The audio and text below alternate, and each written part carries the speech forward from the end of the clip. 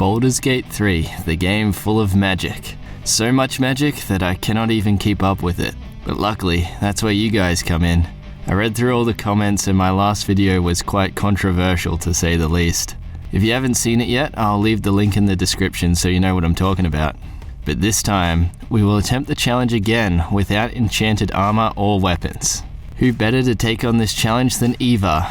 She is Evander's ex-wife and mother of Evan and Evelyn. Let's get started with the updated challenge rules. As usual, we'll be on tactician difficulty. This time, there'll be no magical armor or weapons. We also cannot use spells. There will be no consumables with magical properties. This includes scrolls, potions, elixirs, etc, etc, etc. Lastly, in our party, we'll only use one of each class. 1 week before Evander's adventure. I'm gonna go too. Why don't you sit this one out? Oh, let you call me dead weight again? No thanks. I've got all the power I need, right here. You don't understand. It's not what I mean. That's enough messing around. Let's get started. Act 1. Mother Knows Best. Our story begins with Eva falling to her demise, but luckily we are saved by magic. Looks like that's the challenge failed. Thanks for watching. If you enjoyed the video, make sure you give it a like and subscribe to see more videos in the future. Just kidding, cutscenes don't count for this challenge. We start Act 1 by recruiting some allies. Up first is Shadowheart. We then go see Gale and leave him to the hands of fate. We then go recruit Astarion and Lae'zel as they are actually useful for this challenge. With the team assembled, we begin our journey. We start by just walking around to level up. Our team is able to reach level 3 before even engaging in any form of combat. Our team at this stage consists of Eva as an open hand monk, Shadowheart as a trickery cleric, Astarion as an assassin rogue, and lastly, Lae'zel as a battle master fighter. We then head straight to the goblin camp to resolve the main quest. After speaking with Minthara, we agree to help her raid the Emerald Grove. Our heartless behavior has a purpose, don't you worry. Eva only cares about her own success in this challenge, and this conflict is way easier with Minthara on our side. We make our way to the Emerald Grove and betray the tieflings. For this battle, we just sit back and let our allies do the work. So there's this amazing lady I know who loves spiders. I always thought she was a little crazy. I mean, who looks at a spider and thinks it's cute? But after this battle, I have to admit, she might be starting to win me over on how cool they are. We head further inside and continue our raid. For this part, we get carried by Minthara and our little goblin friends.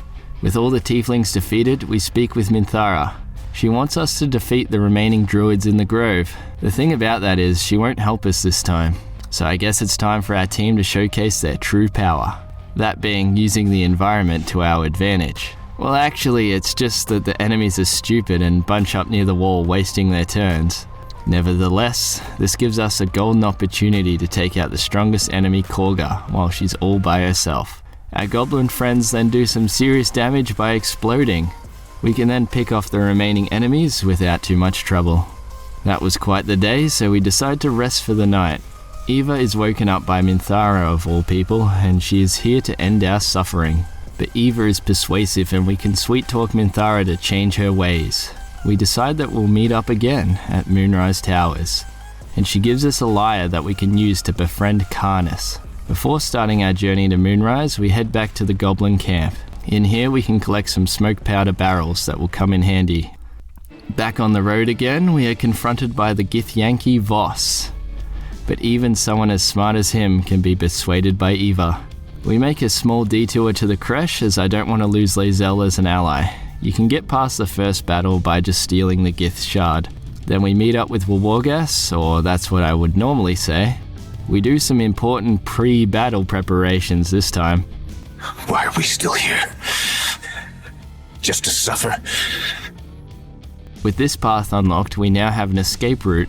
Those barrels are then put to good use and we place them in defense mode. When we begin this fight, Astarion goes first. So I throw the torch we have equipped, and just like that, Wawargas is sent to the Shadow Realm. It was now time for us to make our great escape. The plan is to head to the Blood of Lathander path so we can flee. Unfortunately, Eva takes an arrow to the knee.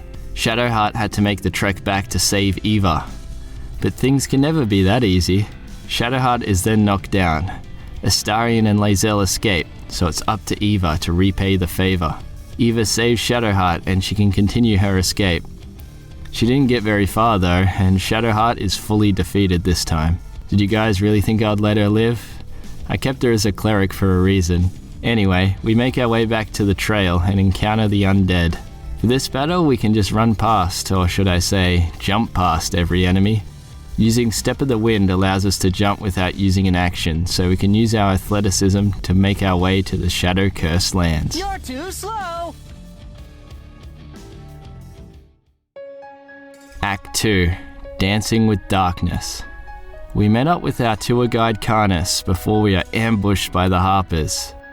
We have no choice but to join Karnas and sit back as our new friends do the business. After the battle, we are able to make it safely to Moonrise Towers. Once inside, we break Minthara free straight away. The guards are not impressed, but we can convince them to leave us alone. Communication is a powerful tool, and when used wisely, it can change the world. Once we make it outside, we gear Minthara up in some basic non-magical gear. Normally Minthara is a paladin, which would be okay, except for the fact she unlocks a passive ability called Aura of Protection. This aura improves saving throws for all nearby allies. To me, it sounds magical, but I'm no lore expert, so I thought it would be best just to avoid controversy, and I decided to change Minthara into a barbarian.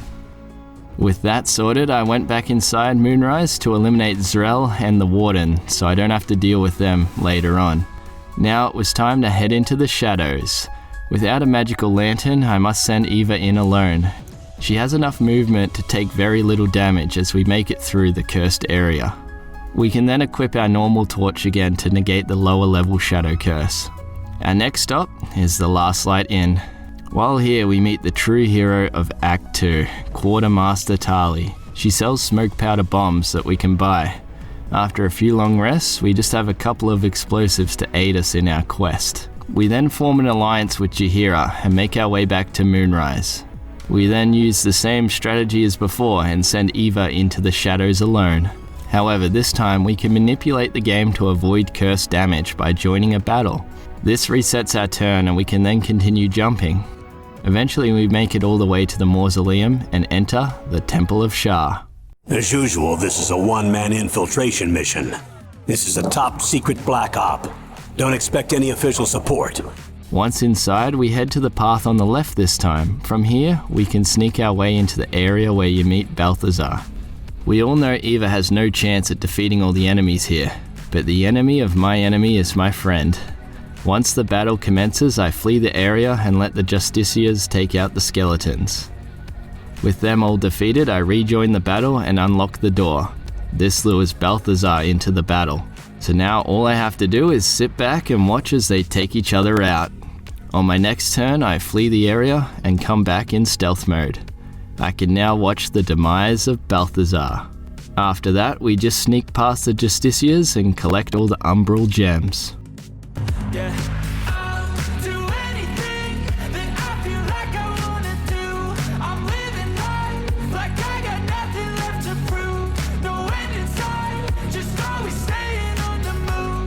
This leads us to the Shadowfell, where we free the Night Song to continue the story. We make our way back to Moonrise Towers, where Jaheira and the Harpers are waiting for us.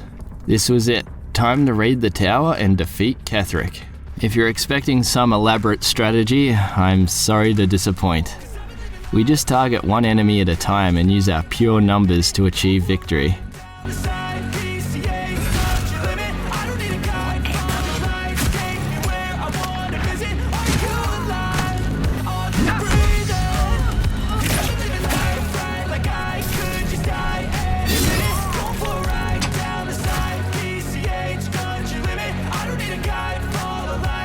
The first part of the raid was a success, and both the Quartermaster and Jaheira survived. They will be very important later on.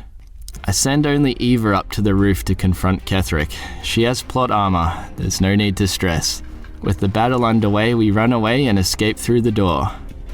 We can then head back upstairs as a full team.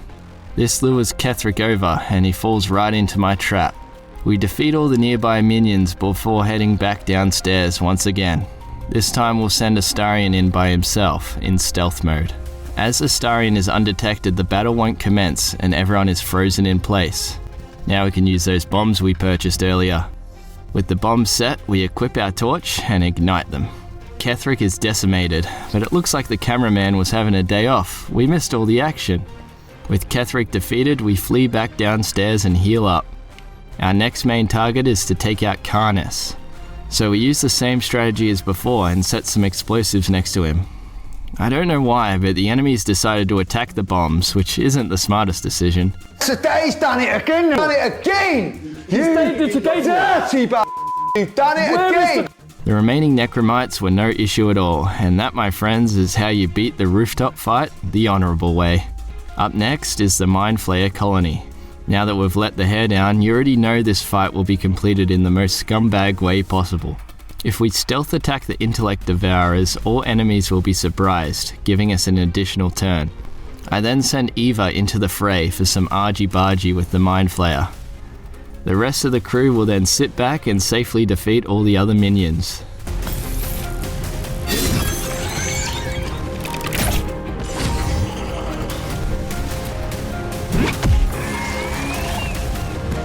With every enemy defeated, we set up our team for the next phase. When I was ready, I used a couple of bombs to deal the remaining damage to Ketheric. Against Merkel, Eva approaches from behind and we can set up more explosives. Once that was taken care of, we jump to a safe distance and the rest is history.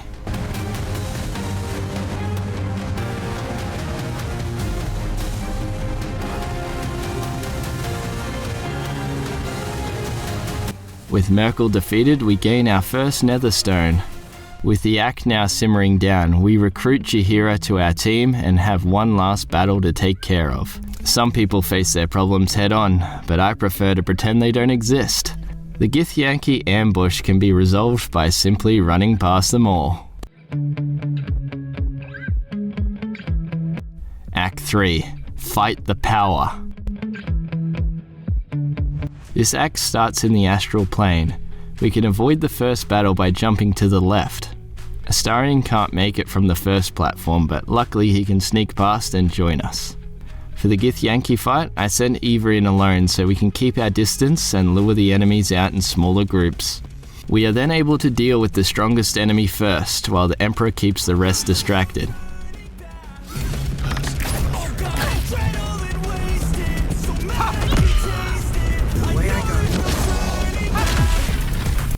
When the others start approaching, we unfortunately lose Lae'zel. But it was a worthy sacrifice as we are able to clean up and take out the remaining enemies without any more casualties.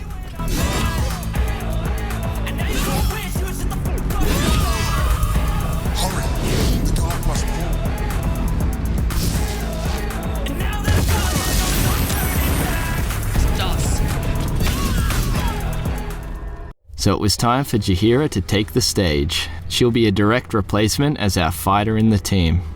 Making our way to Worm's Crossing, we skip the confrontation with the guards by sneaking in this way. This town really needs better security. Anyway, we head to Shressa's Caress, where we do some breaking and entering, followed by theft. But it was for a good cause. We can now enter the fortress by showing the pass. At the fortress, we meet Gortash. He offers to form an alliance with us as long as we take out Orin for him. Seems like a pretty good deal, so we accept. To reach Orin, we must first obtain the Amulet of Baal. To do so, we need to prove to Sarevok that we are worthy. The easiest way is to find the guy who has been murdering everyone in town and steal his belongings. We begin combat with this man and his lackeys and simply run away. This isn't because I'm a coward. The real reason is to get the Steel Watch involved in the battle. We can then just sit back and watch justice take place in real time. With Dalor defeated, we can take the hands he has collected, as well as read the note about becoming an unholy assassin. As Eva is a well-respected member of the community, we send Astarion in to become the unholy assassin. In doing so, Sarevok is impressed and gives us the Amulet of Baal.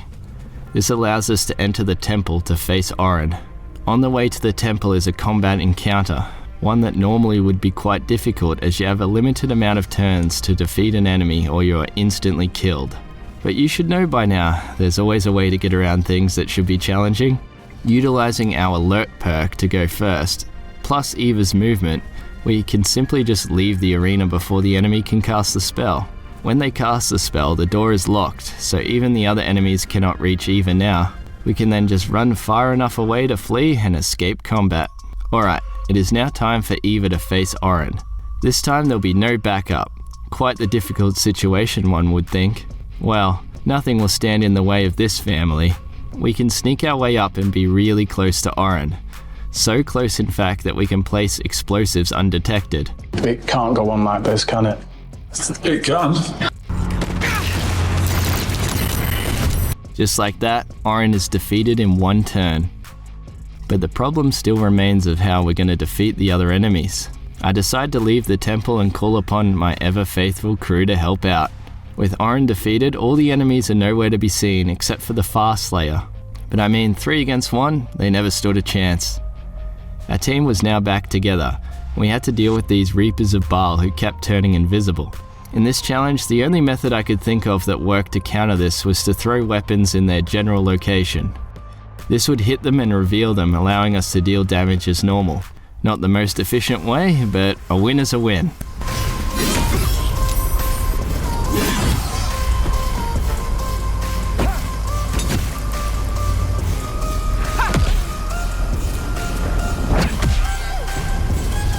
When we finally defeated the last enemy, the cutscene played as if we just defeated Orin. We then obtained our second netherstone, which means we were ready to confront the brain alongside Gortash. We head back to Gortash and he says we'll meet at the Morphic Pool under the city. Before we head there though, I thought I should show you our final team. Feel free to pause the video if you'd like to have a closer look.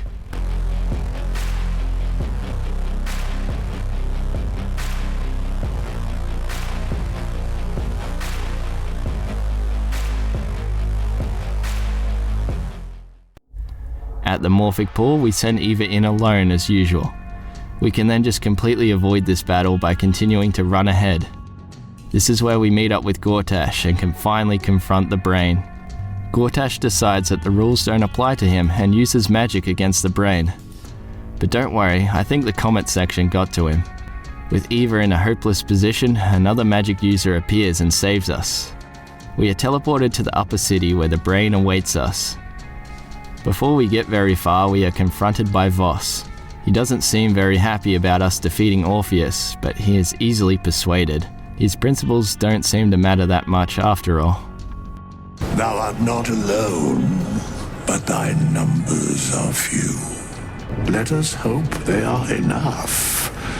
Thanks, Withers. No need to rub it in. I already know I have no friends. For the courtyard fight, it's up to Eva again. We send her in stealth mode and can sneak past all the enemies. The only stealth check is right at the end of the area, which you could say we got lucky. But a wise man once said there's no such thing as luck. At the High Hall we are forced into combat, but this does not bother Eva as she can jump her way through the whole area in one turn. This was it, the final battle. All the hard work and determination of the squad has led to this moment. With 4 of us, this is no problem. The main strategy for this fight was to rush Eva and the Emperor to the portal as quickly as possible. We used Voss's Dragonfire to take care of the 2 Mind Flayers on the left side. Eva can then start distracting the other 2 Mind Flayers. This gives the Emperor a golden opportunity to begin casting Karsus's Compulsion. Before you say anything, this spell is mandatory for the story, so it doesn't count. Our fellow allies are not so lucky and are swiftly cast aside. But the most important thing is we open the portal. On Eva's turn, she's able to safely make it inside. Now this is where the fun begins. We can unload all our explosives that we have in our backpack. What happens next, you already know.